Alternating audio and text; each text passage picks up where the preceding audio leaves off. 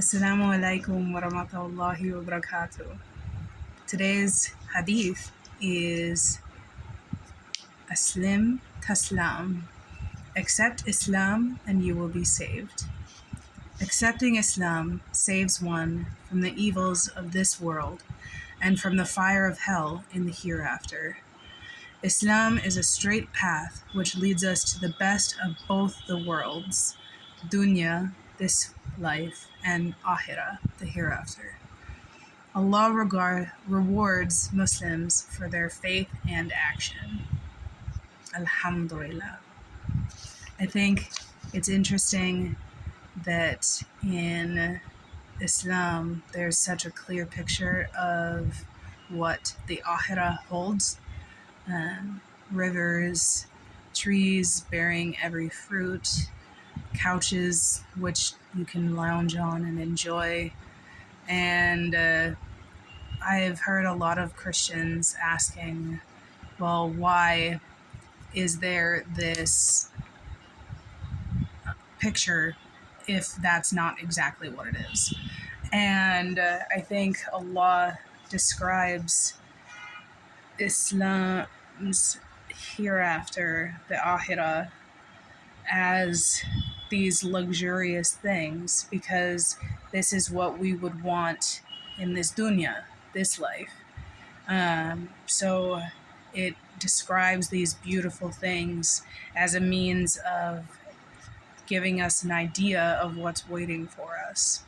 It's the best. It's not exactly these things that it describes, but the luxury that you would feel living in a place like that would bring with it so much pleasure and peace and calmness, because never having to strive or work for your food or drink and just enjoying lounging on these beautiful couches.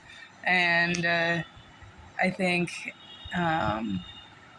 a lot of people forget that in Christianity, when it says heaven, there's no clear picture of what that looks like, and yet Christians have no problem accepting what is in heaven.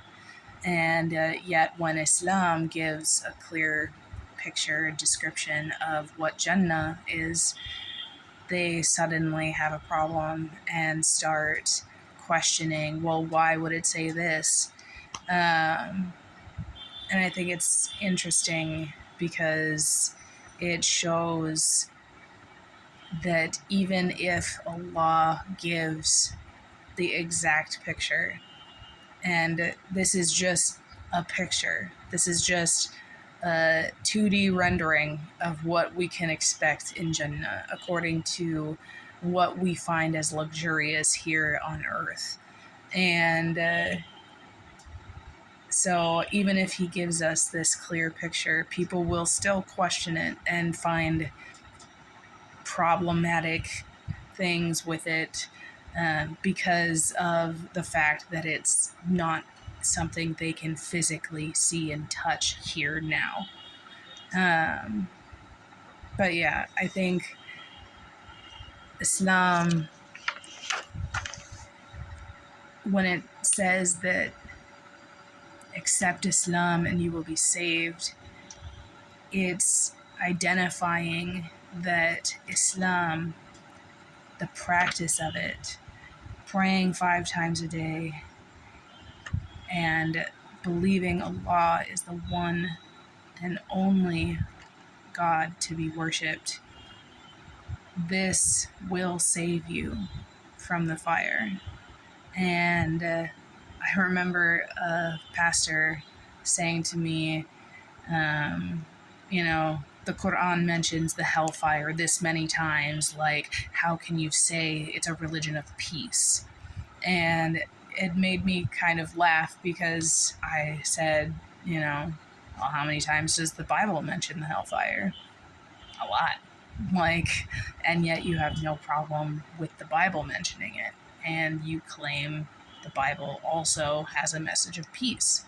So this conflicting view of what Islam says versus what Christianity says, given that it's similar, really shows that people will resist what they do not know, and also will resist anything that looks similar to but is called by a different name. And even saying the word Allah, Allah's name, some Christians refuse to do, because his name is God, or Yahweh, which is interesting because Yahweh is also not in English and from the Torah. So it's just an interesting contradiction that I see in some Christians who've approached me after becoming Muslim. And I think accepting Islam has really shown how I have been able to not only question my faith and my belief, but also test it. Because when I tested Christianity, it didn't hold up. And I tested Islam, and it supported my faith that I'd always had, and then some.